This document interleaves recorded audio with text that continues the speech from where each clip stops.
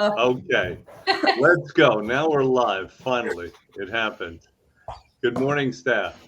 Morning. Good morning. Oh, we screwed it up. Okay, let's try that again. Good morning, staff. Good morning. I am not impressed. You are all getting demerits. We're working on the demerit system now, and all of you, your inability to say good morning in unison. Good morning, thin texters. Good morning, Nutrimonsters. Everyone is there waiting for us. They've been waiting all week for this, Jackie. You know that. I know. This is my favorite day of the week. My second favorite. What's your first? I really like Mondays. What? I know. Nobody likes Mondays. I do like Mondays because I feel like it's like a fresh start. Get my act together. Like, okay. Girl. Yes. All right. There's always one in every crowd. Okay, let's get into it. Jennifer, we're going to be starting with you today with our testimonial of the week. We have one. So this is from Lisa, and she said, "This is a very successful plan. The staff supports my goals and understands the challenges that a person with lifelong weight concerns has." I'm editing. She did a quick. So why are you editing? Were there curses in there? No, she said have instead of has. Oh. You're editing for grammar? She's literally a writer. I know, but it was, when people are under duress when they're writing, so I said have. Why was she under duress? Were you standing over her? No, Trisha was. Trisha had the whip. Oh, Trisha. All right, Trisha, let's the favorite under the bus. So, Lisa's done really well. This is not her first rodeo with us, and she has really crushed it. So I have to find her before and afters because I'm working through before and afters, like all thousands of them. And she's done amazingly well. And she also mitigated some health concerns. So she helped alleviate some health concerns. Are we allowed to talk about this? First of all, before we talk about that, are we allowed to talk a little bit about Lisa? Are we allowed to sing her praises? We can. I purposefully didn't mention last name or last initial in case you want to elaborate. Lisa is a very well-rounded individual. So she's well-traveled, and she's, she writes, and she always has a great literary reference, and she loves to garden, and she loves to walk. And I think last year, was it right before or right after the pandemic, she got married. So like all these amazing things going on. And she was kind enough she's also got a very generous heart. She was kind enough to share some hair pieces left over from her wedding that I was able to use in my own hair when I got married. So that's so nice. It's just an all-around as well. It didn't fit my color palette. So oh Lord. This was your jacket color. This was your jacket and shoe color, this color palette. That's right, it was. Sheen. We can post those pictures if you want. Oh, yeah. Oh, we should. Yeah, you know what? We should do that. I have a really good one, actually, of the two of us together. It could be a good after, before, during picture for me. So how much weight did Lisa lose? Off the top of my head, I want to say somewhere between like 40 and 80. How's that? I was gonna say 60. 60. I think it's around 60. She's done really, children. Really well. Right, exactly. She's done so well, and she's such a pleasure when she comes into the office. She's the kind of person, she comes into the office and she lightens the mood, and the plants get greener. I mean, she's one of those. We all want to aspire to that. Yeah. Yes, very, very genteel. Good. All right. Well, thank you for that, Jen. Let's move on now, because we were running a promotion contest. And now I think I'm going to turn it over to you, Rebecca. Is that correct? That is correct. I believe you have to share your screen, right? Well, Rebecca. I wish we would have discussed this. Wait, I can share. I can press the share button, but that's only going to show mine. I don't know how you're supposed to do it. Well, how have you done it in the past with Jackie? Jackie did it before. Jackie figured it out somehow. Yeah, I think if you share at the bottom. So Rebecca, if you click the share button, do you see the share button at the bottom too, or? I do. Let's see. Share screen. Okay. Hold on. I think we got it. We're going to file this under things that should have been handled in pre-production. I know. I think we're confusing Zoom with StreamYard because Zoom you have to share access. That's right. I would Right. have. It's Yeah. a little different. In the meantime, can I tell you that I am in the mood for a weather change? I'm getting ready for cold weather with my snowflake. Same. I am, yeah, and I'm putting spice in Go here. back to sleep. We got. Do we have it? What's that? I said go back to sleep. No, I not don't yet. see anything. We still see each other. Wait, But I have a thing for snowflakes and snowmen. So this is like one of my favorites, my snowflake mug. No, Love man. it. yeah, we're not going to take that up. Hey, Thea, Yeah. so you're by the shore. Is it especially cool and autumnish down there? No, it's actually pretty warm. It is warm. Well, it's a humid day, I think. It's humid. Yeah, it's very humid. Yep. It's one of those days where you don't know you're dressed in layers. Like you leave in like 4 layers and you're coming home in like a tank top. Yeah, that's what happened. I went out and took gloves out. before- Yes, Rebecca. I believe you have to allow my screen to enter the studio. I would not even know how to do that. I It don't says think. you're in the show. My screen is there. Yeah. But because you have to let me. Oh, well, let me see something. Let me see if I see it. And if I The don't. wheel is backstage. Look at this. Okay, we're ready. So No. this was our referral contest. All right. And Vanna, please tell us, what will our lovely winner We get? need gloves. We need gloves. Rebecca and I need gloves. Uh, Well, you I'll can't give you see me now. gloves and scarves, and I'll even wrap them around your necks. But Rebecca, tell me this. What are we Yes. winning today? What does the winner get? The winner, I believe, gets a program. Is that correct? Or That is that sounds not correct to correct? me. That's correct, right? Just want to make sure. That's Yes. because you know why? That's a big giveaway. So I don't want to This is- say it and then it not be true. It's a big This giveaway. is a big giveaway. Okay. Giveaway. Get All a right. So program. do what you have to do. It's spinning very slowly. What do you need to do right now? I need to click the wheel, Okay. and you will notice that there are names that are on there 2 times, 3 times. Those are our amazing clients that referred multiple clients to us. Ah. That is why they are on the wheel more than once. Okay. All right, here we go. Rebecca does shuffle, so it's a fair split. Yeah, I shuffled it up. All right, let's see. I'm clicking it. We need Nothing. music. Hold on. Hold on 1 second. Here we go. Okay. Round and round it goes. And the winner is Aisha. Aisha! Oh, how about that? How cool! Yay! Way Come on, to everybody go! now Well love done. the wheel. What? Love the wheel. We Nope. love the wheel. I said nobody doesn't love the wheel. Who doesn't Oh, love everybody loves the Oh, we wheel. all love the wheel. Yes, the wheel Thank is you. right. We love the wheel. Love We love the wheel. Aisha. So we are I love going. the She's wheel. going to be getting a free program for herself. The timing is perfect. Oh so yeah. she can be the one person who's going into the holidays thin, and she won't ruin it. Corinne loves the wheel. Corinne loves the wheel as well. All right, well done. So let me let's get this off the I'm gonna screen stop if I sharing. can. There Okay, we you go. did it. Good. Okay, let's get into our topic for today. Because as you all know, I am a voracious reader.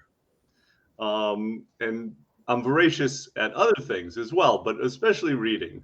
And I came across a couple of studies that talked about people who were overweight and could they be happy?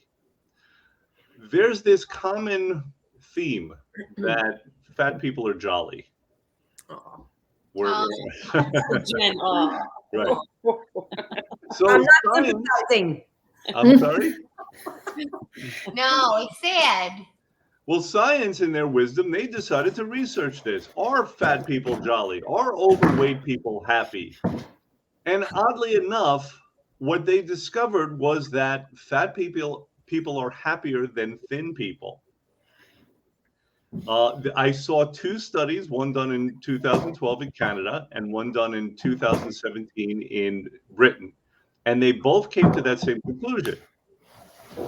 Now, my question to you guys is, what do you think of that? I want to know who funded the study, first of all, before we look at them seriously. Was it Hostess? Like, because you always have to look at the money trail of where the Santa Claus funded the study. Well, who was it? Who was it? Santa. Cupcakes? Santa. FinTech? What? Santa. Santa.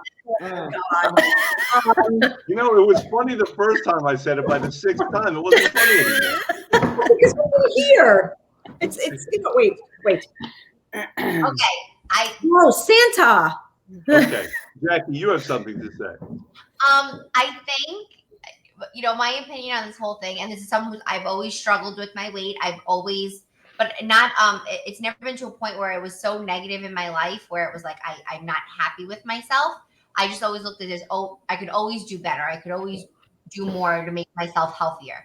And I really only learned better actions older, to be honest with you. And I think it's also because it's the setting you're in. So, for example, a lot of people that I know that have weight issues also that tend to not do anything about it find security in that. There's a lot of people that associate, it's like carefree, and it's like I don't worry about anybody else because they're validating their own feelings. So they're not allowing the stereotypes, I guess, right? So what picture perfect? I'm not picture, but I feel good about myself. So you can see where this study has validity. Yeah. I think for the results, yes. Do I agree? I don't agree, but I also don't agree that just because you're thin, you're happy either. Of course. So. Of course, yes. Thea, you had something to contribute. So I think I can see where the study would be correct, because thin people are always, they're conscious about their weight a little bit more, I think. And so a heavier person is eating whatever they want and not saying, oh, I can't have that, and really wanting it and being depressed about not being able to eat it, where a heavier person is like, I don't really care, I'm eating it and I'm happy. They have fewer constraints. Right. Okay, and so you think that leads to happiness. Of it's course. kind of a freedom. Right, of course. Okay, good. So you agree with the study. And what about you, Trisha? I don't know. Maybe it is a thing where you're not limiting yourself and you can feel and do what you want, and that makes you happy. And being on the thinner side, there are restraints and you kind of are a little more conscious. I mean, I know myself when I'm a little on the heavier, fluffier side, I feel a little bit better about like eating the stuff in the moment, but not so much the long-term effect of it, Right. Like, so I might be miserable getting dressed to go to an event, so I'm happy, eating that Sonic or whatever it is that I enjoy. But when the effects of it are not so. So overall, are you happy or not? Because what you're saying is that there's more moments of pleasure, but then, there are consequences to that you're aware of that you're not so thrilled with. So overall, are you happier when you are heavier or when you are leaner? Obviously, I'm happier when I'm happier when I'm leaner, because, I can get dressed and I feel confident and I'm not worried so much. And, once you get to that point, it's easier to make different choices, so, food wise, I'm a little, more conscious, and then you kind of know what works for you and, make different choices. All right. And how about you, Rebecca? I don't think it's necessarily a black and white, question or answer, but I don't know. It's a tough question. I don't know. It's not black and white because you don't have an opinion. No, and I do have an opinion, but it's like I kind of agree with both sides. Like on one hand, there are certain aspects of myself and my life that when I was super thin were amazing. But then there are other things that I was a total train wreck, right? And keeping the weight off and trying to look a certain way. And there's also the reason behind it too. I think that if you're generally healthy, you're doing it for yourself and it's a personal goal, it's going to make you feel good. But if you're killing yourself to do it for your job or for someone else to validate you, then it kind of brings you into that dark hole. So I don't know. I guess I don't know. That's Well, my answer. I'd like to weigh in on this, pardon the pun. And so my opinion, and I'll sort of qualify it like Rebecca did, there are cultural influences, right? I mean, if you were living in a culture that it was hard to find food and you had some extra, you'd probably be pretty happy about that. Right? So I do want to qualify that, but I also want to give my unedited opinion. So if your children are around, please cover their ears because my opinion about it is bullshit. I say absolutely not. I say that from my own experience. Right. And I'm going to give you some other reasons why, in my opinion, all things being equal, that cannot be the case. First of all, if it's your desire to lose weight, okay, it's another qualification because there are some people that have no desire because of cultural reasons or other reasons. But if it's your desire, can you think of anything more frustrating than having an unwanted condition that you feel that you can do nothing about? That is not a recipe for happiness. Oh, I agree. Secondly, Why do they feel like they there's a concept called introversion. Introversion is when your attention, instead of being out there on the world where it's supposed to be, is inside. You're looking at your own worries and your own concerns. And anyone who is overweight and doesn't want to be, which is most people who are overweight, they're constantly being reminded and being introverted. First thing when you wake up in the morning, you get to confront that. When you go to the bathroom and you avoid the mirror, you get to confront that. Every time you make a decision about what to eat, you're thinking about it. It's back here. Always. Always. It is a water torture. Always. A constant drip, drip, drip. Yeah. So have I made it clear where I stand? How do you feel? Listen, Yeah, good job, Jen. We went from all pretty snowflakes to bullshit. was me, saying bullshit public, unambiguous and enough? this is me with my friends. Tell me how you really feel, Jen. Well, there you go. Now, Nadine weighed in on this again, pardon the pun. And she said basically she's happier when she's leaner. And that's my experience. Yeah. And I'm going to assume most people's experience. Yeah, Jen, I think you so. wanted to say something. I did. So I was calling bullshit in my mind before you said it. Since you laid it out there, I'll just it's an unfair study. It's an unfair study. So here's the thing. I think that study doesn't take into all the different factors. No. So what you said is 100% right. It's you don't realize how much it lingers in your personal universe until you're not overweight anymore. Right. And then it's an ease to get up and down the stairs, and it's an ease to get in and out of the car, and you don't have to think about what you're wearing, and you don't have to worry about the heels that you're putting on might be uncomfortable because you're carrying an extra 20 or 40 or 60 pounds. And you don't have to worry about being on the dance floor and falling down doing the worm and someone taking a picture of you, your frenemies. So those Wait, things, does that happen? Does that happen to you, Jen? Do you still do the worm? Yeah, You're going to a wedding soon. I'm uncomfortable. No worm for you, Jen. No worm. no, but Jen that really happened to her. That's really weird. We're going to talk more about that later. It did happen. So when I lost the weight, and I had never been overweight in my life, so it was hard for me to understand what had happened to me. It was always in my universe, and then it was gone. And the effect, the power that food had on my life went away. So I didn't feel deprived. I actually became the girl who grabbed an apple for a snack and appreciated it, rather than the person saying, I hate that skinny blah, blah, blah, blah, and grabbing another cookie to feed my out of control obsession with food. And it was reflective of the point I was in my life. I was unhappy with my surroundings. And it was also my surroundings were made more unhappy by my physical condition. So I don't think that study is necessarily valid because it doesn't look at everything across the board. That's why I say it's an The unfair studies were done, there were two studies, and one was done in Canada. There goes my dad. There are no fat people in Canada. I think that's why I said it. Canada. Yeah, but in Britain, they all have pankles. Yeah. But they're not like. And they all eat poutine. Poutine, what is it? Yes, Poutine? that's right. Poutine. in Great Britain. Nadine agrees. She says, Dr. D, so true. Thank you for that validation, Nadine. Keep agreeing with me, and we'll get along very, very well. God. As Jackie knows. Oh God.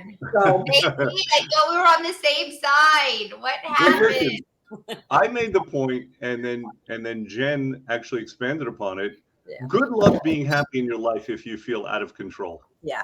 Well, that's it. That's also, it's a measure of control. So if you are a very powerful person in your own right, you exercise control in all areas of your life, your personal life, your work area, your every sphere that you own it and you control it. And that includes weight. That includes your physical body.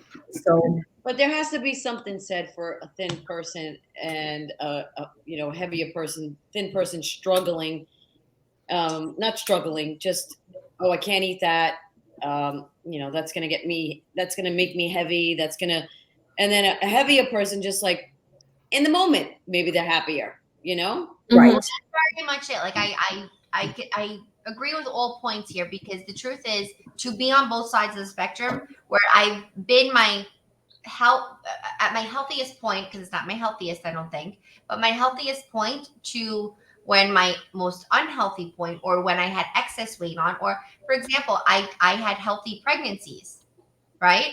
But I put on more weight with my son than my daughter, and I felt terrible, but I was doing all the right things. Right. And then the struggle to lose the weight after, vicious cycle, and I have to tell you, it had nothing to do with the food I was eating. So that's another thing too. Like, it comes into place where it's like, here you are in this happy mindset, and you're like, at one point, you know what, screw this. I know I'm healthy. I may not look and feel the best that I am, but I'm healthy. I have wonderful things going on, but I couldn't fix this one thing. Right. And then and then you think about, like, me and Jen had this conversation yesterday. It's like, I was losing hair or lack of sleep, and then naturally, stress just tends to build at certain points of your life, where you, as much as you have control, like we joke around, and I feel like I have a sense of control in my life, there are certain things that you don't have control over, and it does also add to that. I have friends that are thin that won't touch certain foods, and they literally sacrifice that enjoyment in living life because they want to look a certain way also. Right. So if they're at the wedding, they're not having the wedding cake, for example. They won't touch the wedding cake. Won't touch the carbs. I have friends that won't eat a thing.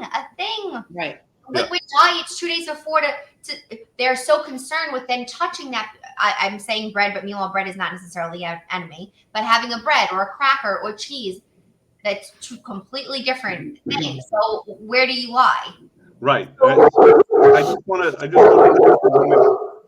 Jennifer, please stop. A bear? If you're joining us right now, we are having a very important conversation, and we posed the question: can you be happy when you're fat? Good morning. Studies say that you can be, and we're kind of taking issue with it. God knows I did. And if you have anything to contribute to this, good morning, Todd. If you have something to say about this, I'd love to hear it. Todd is one of these people who lost 100 pounds doing the program. There you go. So I know Todd has a unique perspective on it. And listen, let's break down what causes happiness and what causes unhappiness. People who feel out of control, as we said, for the most part, are not happy in their lives. It leads to frustration. It leads to depression, apathy. Right. That is not happiness. Right. People whose attention is always focused on what's wrong and what's out, and their worries and their concerns, that is not a formula for happiness. Correct. If your energy is lagging because you're overweight, for example, not a formula for happiness. No. So these are some of the factors that contribute to happiness, and thus, in my humble opinion, it is very hard to be as happy when you are fat as you can be when you are not fat. And that is my personal experience. Jen, again, it looks like you want to say something. I love the hand raising. This is I know. I tortured teachers when I was young. I didn't raise my hand, but go ahead. When I talk, I get drowned out because I don't have a very loud voice, so it doesn't project. So it's easier for me to just like kind of raise a finger. I command with a finger. Anyway, so again, it's too much attention on all the wrong things. But to go back to what Jackie was saying before my bear started to bark, there's a saying, the French, and I've said this before, the French have a saying that all you need to know about a food, you can know in 3 bites. So if you want to go to a party, like I've been at the wedding with turning down the wedding cake. It was not a big deal for me because I had more fun dancing. So the focus for me was not on the Wait a minute. Didn't you fall with the worm? That was a bar mitzvah and 15 years ago. That might be the worst thing we've heard. That might be worse than Rebecca's pies or Jackie's polls. I think it is. That might be the most. It was you. We all knew it was you.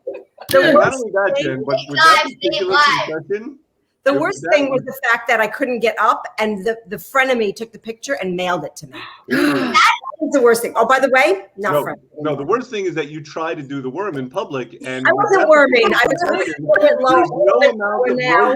Wait, listen to me. There is no amount of rosaries. There is nothing that you can do. I wasn't. Listen, I wasn't warming out. I was just getting down a little lower, and I couldn't get back up. Yeah. Jen, he's off of me now. What's that? Why were you trying to do the worm? I wasn't worming. Oh my God. So 3 bites of cake, you can get to a point where there's some happy medium there.